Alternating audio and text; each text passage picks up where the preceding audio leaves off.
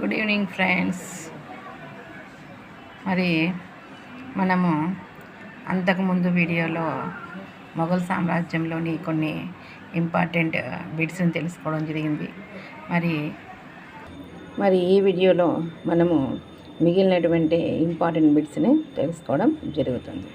Okay, first వచ్చేసి ఔరంగజేబు బీజాపూర్, గోల్కొండలను ఎప్పుడు జయించాడు? మరి ఔరంగజేబు బీజాపూర్ను క్రీస్తకం 1685లోను, అదేవిధంగా 1687లో గోల్కొండను జయించాడు. నెక్స్ట్, అక్బర్ తన సామ్రాజ్యాన్ని ఏ విధంగా విభజించాడు? మరి అక్బర్ తన సామ్రాజ్యాన్ని సుబాలుగా విభజించి ప్రతి సుబాకు ఒక సుబేదార్ను నియమించాడు. అసలు సుబాలు అంటే ఏమి? రాష్ట్రాలు అని అర్థం. మరి అదేవిధంగా అక్బర్ తన రాజ్యాన్ని ఎన్ని సుబాలుగా విభజించాడు? 15 సుబాలుగా విభజించి మరి ఆ సుబాలను సర్కార్లను మళ్ళీ పరగణాలుగాను విభజించారు. నెక్స్ట్, అక్బర్ భూమిని ఎన్ని రకాలుగా విభజించాడు? ఎంత పన్ను వసూలు చేశాడు? మరి అక్బర్ తన భూమిని 4 రకాలుగా విభజించి 1/3 వంతు పంటను పన్నుగా వసూలు. నెక్స్ట్, అక్బర్ పాలనలో ఎవరి పాలన మనకు కనపడుతుంది? మరి అక్బర్ పాలన మనం ఒకసారి అబ్జర్వ్ చేసినట్లయితే మనకు ఎక్కువగా షేర్షా యొక్క పాలన కనపడుతుంది. అంటే షేర్షా చేసినటువంటి మంచి సంస్కరణలన్నింటినీ కూడా అక్బర్ ఫాలో కావడం జరిగింది. మరి సైనిక విధానంలో అక్బర్ ఏ వ్యవస్థను ప్రవేశపెట్టాడు? మరి సైనిక విధానంలో చూసుకున్నట్లయితే అక్బరు మున్సబ్దారీ వ్యవస్థను ప్రవేశపెట్టాడు. అసలు మున్సబ్దారీ అంటే అర్థమేమి? హోదా లేకపోతే ర్యాంక్. మరి జీతాలు, సైనిక బాధ్యతలు నిర్ధారించడానికి మొఘళ్ళు ఉపయోగించేటువంటి గ్రేడింగ్ పద్ధతి ఏది అంటే మన్సబ్దారీ వ్యవస్థ. రాజపుత్రుల్లోని ఏ వంశస్థులు మొఘలుల అధికారాన్ని అంగీకరించలేదు? మరి రాజపుత్రుల్లో ఉన్నటువంటి సిసోడియా వంశస్థులు మొఘలు యొక్క అధికారాన్ని అంగీకరించలేదు. అక్బర్ కాలంలో రాజపుత్రులు, సిక్కులు, ఇతర పరిపాలకులతో ఉన్న సంబంధాలు ఎవరి కాలంలో క్షీణించాయి? మరి అక్బర్ పరిపాలన చేసే కాలంలో అతను ఎక్కువగా రాజపుత్రులతోనూ, సిక్కులతోనూ మరి చాలామందితో మంచి సంబంధాలు ఏర్పరచుకున్నాడు. అయితే ఈ సంబంధాలన్నీ కూడా షాజహాను, ఆ తర్వాత ఔరంగజేబు కాలంలో మరింత ఇవి క్షీణించడం జరిగింది. అసలు మొఘలులు ఏ మతస్థులు? మరి ఇది చాలాసార్లు మనకు డిఎస్సి బిట్టుకు రావడం జరుగుతూ ఉంటుంది. మరి మొఘళ్ళు వచ్చేసి సున్నీ మతస్థులు. మరి హిందువులపై విధించేటువంటి జిజియా పన్ను కానీ, యాత్రికుల పన్ను కానీ రద్దు చేసిన మొఘల్ పాలకుడు ఎవరు?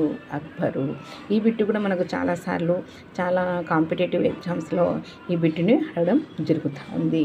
మరి మత సహనాన్ని పాటించినటువంటి పాలకుడు ఎవరు అంటే అక్బర్. మరి అదేవిధంగా షరియత్, ఇస్లాం సిద్ధాంతాలను అనుసరించి మరి ప్రజల యొక్క నైతిక జీవనాన్ని పరిశీలించడానికి మరి ఔరంగజేబు ఎవరిని నియమించాడు? ఆన్సర్ వచ్చేసి ముతావాసిబ్. అంటే చూడండి, ఔరంగజేబు షరియత్తు, అదేవిధంగా ఇస్లాం సిద్ధాంతాలు అనుసరించి మరి ప్రజల యొక్క నైతిక జీవన విధానాన్ని కోసం మరి ముతావాసిబ్ అనే అధికారులను నియమించారు. మరి జిజియా పన్నును విధించిన మొట్టమొదటి బానిస వంశస్థుడు, ఇక్కడ మొఘల్ వంశస్థుడు కాదు, బానిస వంశస్థుడు ఎవరు అంటే కుతుబుద్దీన్ ఐబక్. మరి అక్బర్ స్థాపించినటువంటి ప్రార్థనా మందిరం ఏది? మరి క్రీస్తకం 575లో మరి ఫతేపూర్ సిక్రీ వద్ద ఇబదత్ ఖానా అనేటువంటి ప్రార్థనా మందిరాన్ని అక్బరు స్థాపించాడు. అక్బర్ స్థాపించిన మతము. మరి ఇది కూడా మనకు చాలాసార్లు కాంపిటేటివ్ ఎగ్జామ్స్లో ఇవ్వడం జరుగుతుంది. చాలా ఇంపార్టెంట్. మరి క్రీస్తుశకం 1582లో మరి అక్బర్ వచ్చేసి దీన్ ఈ ఇలాహీ అనేటువంటి ఒక మతాన్ని స్థాపించాడు. అసలు ఈ దీన్ ఈ ఇలాహీ అంటే అర్థమేమి? అందరితో శాంతి లేదా విశ్వజనీన శాంతి. మొఘలు సామ్రాజ్యంలో ప్రజల యొక్క ముఖ్య వృత్తి ఏమి అంటే వ్యవసాయం. అదేవిధంగా సూర్ వంశానికి చెందిన షేర్షా ప్రవేశపెట్టిన నాణ్యాలు ఏవి? మరి షూషా ప్రవేశపెట్టినటువంటి నాణ్యాలు వచ్చేసి రూపాయి, వెండి నాణ్యం, అదేవిధంగా దామ్ అంటే అర్థమేమి? రాగి నాణ్యం అని అర్థం. నెక్స్ట్, అక్బర్ కాలంలో ఉపయోగించినటువంటి నాణ్యం ఏది? మరి ఆన్సర్ వచ్చేసి దామ్. అదేవిధంగా అక్బర్ యొక్క రెవెన్యూ మంత్రి, ఈ వీటిని కూడా మనకు చాలాసార్లు డిఎస్ ఎగ్జామ్లో అడగడం జరుగుతూ ఉంది. మరి అక్బర్ రెవెన్యూ మంత్రి వచ్చేసి రాజా తోడర్మల్. రెవెన్యూ పద్ధతిని ప్రవేశపెట్టిన మొఘలు పాలకుడు ఎవరు?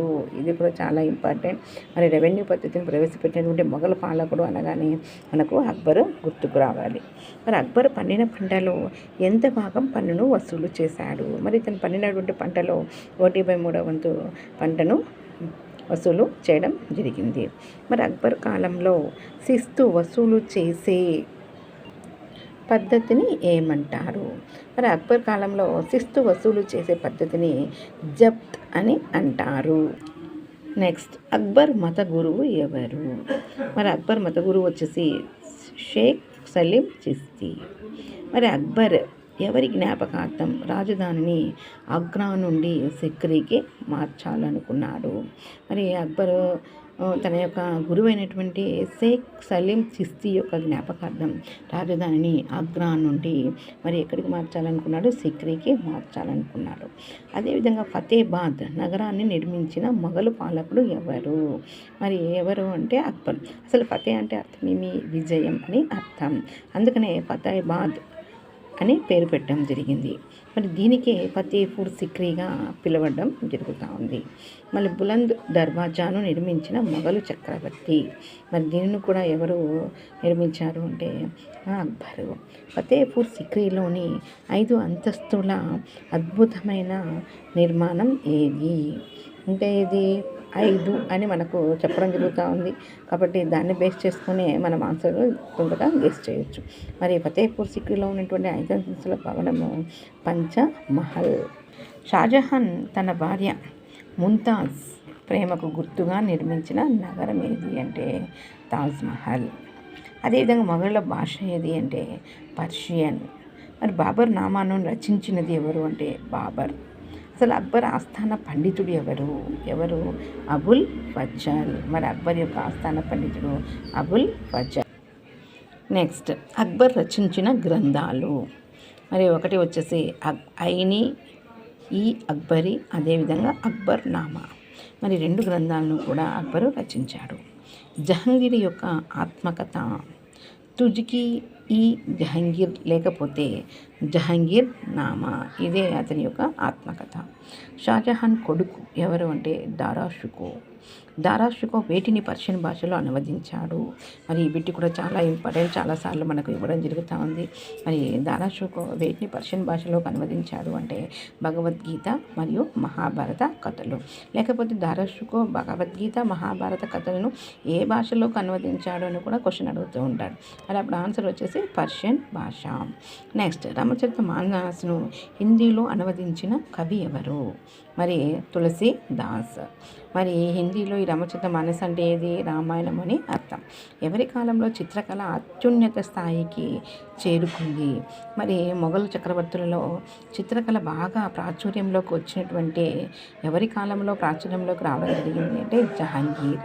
మరి అదేవిధంగా సంగీతాన్ని ప్రోత్సహించినటువంటి మొఘల్ చక్రవర్తులు ఎవరు అంటే బాబర్, హుమయాన్. అయితే ఇది అక్బర్ కాలంలో బాగా ఉన్నత స్థితిలోకి రావడం జరిగింది. అయితే బాబరు, హుమయాన్ ఇద్దరు కూడా ప్రోత్సహించారు, కానీ ఎక్కువ ఎవరి కాలంలో బాగా డెవలప్మెంట్ కావడం జరిగింది అంటే అక్బర్. మరి సంగీత కార్యక్రమాలను నిషేధించిన మొఘలు చక్రవర్తి ఎవరు అంటే ఔరంగజేబ్. మరి బాబర్ కానీ, హుమయాన్ కానీ, అక్బర్ కానీ వీళ్ళు చిత్రకళను ప్రోత్సహిస్తే సంగీత కార్యక్రమాలను నిషేధించినటువంటి చక్రవర్తి ఎవరు అంటే ఔరంగజేబు. మరి అక్బర్ ఆస్థానంలో ఎంతమంది సంగీతకారులు ఉండేవారు? మరి అతని యొక్క ఆస్థానంలో 36 మంది సంగీత కళాకారులు ఉండేవారు. అక్బర్ ఆస్థానంలోని సంగీత ప్రసిద్ధులు ఎవరు? తాన్సేన్ మరియు బాజ్ బహదూర్.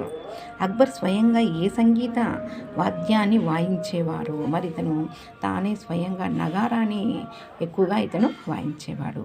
అక్బర్ ఏ రాగాలతో వర్షాన్ని అగ్నిని సృష్టించేవాడు? మరి అక్బర్ వచ్చేసి వర్షాన్ని వచ్చేసి మేఘ మల్హర్ అనేటువంటి రాగంతోనూ, అదేవిధంగా అగ్నిని అయితే దీపక్ అనేటువంటి రాగాలతోనూ మరి ఇతను సృష్టించేవాడు. మరి ఇవి 2 కూడా ప్రస్తుతం ఈ మేఘ మల్హర్ కానీ, దీపక్ కానీ ఇవి 2 ప్రస్తుతం చూసుకున్నట్లయితే హిందుస్థానీ రాగంలో మనకు కనిపిస్తాయి. నవరత్నాలు ఎవరి ఆస్థానంలోని పండితులు? అక్బర్. మొఘల్ సామ్రాజ్య పతనం ఎవరితో ప్రారంభమై ఎవరితో ముగిసింది? మరి మొఘల్ సామ్రాజ్య పతనము షాజహాన్తో ప్రారంభమై ఔరంగజేబ్తో ముగిసింది.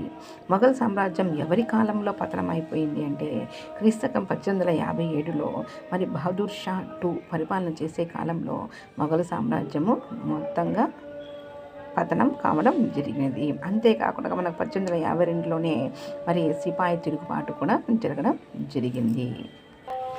ఓకే ఫ్రెండ్స్, ఇంతవరకు మనము 7th క్లాస్లో మొఘల్ చక్రవర్తికి సంబంధించినటువంటి ముఖ్యమైన బిట్స్ గురించి మనము చర్చించుకోవడం జరిగింది. మరి ఇవన్నీ కూడా డిఎస్సికి చాలా ఇంపార్టెంట్ అయినటువంటి బిట్స్. మరి నేనే స్వయంగా వీటిని లెసన్ చదివి మరి ఈ బిట్స్ని తయారు చేయడం జరిగింది. మరి మీ అందరికీ కూడా ఈ వీడియో నచ్చుతుందని, మరి ఖచ్చితంగా ప్రతి ఒక్కరూ సబ్స్క్రైబ్ చేసుకుంటారని, అదేవిధంగా లైక్ చేసి మరి షేర్ చేస్తారని, మీకు ఇంకా ఏవైనా కామెంట్స్ ఉంటే సరిగా పెట్టకపోయినట్లయితే మీరు కామెంట్స్ కూడా పెట్టవచ్చు. ప్రతి ఒక్కరూ కూడా మా యొక్క ఛానల్ని సబ్స్క్రైబ్ చేసుకోండి. Okay, thank you.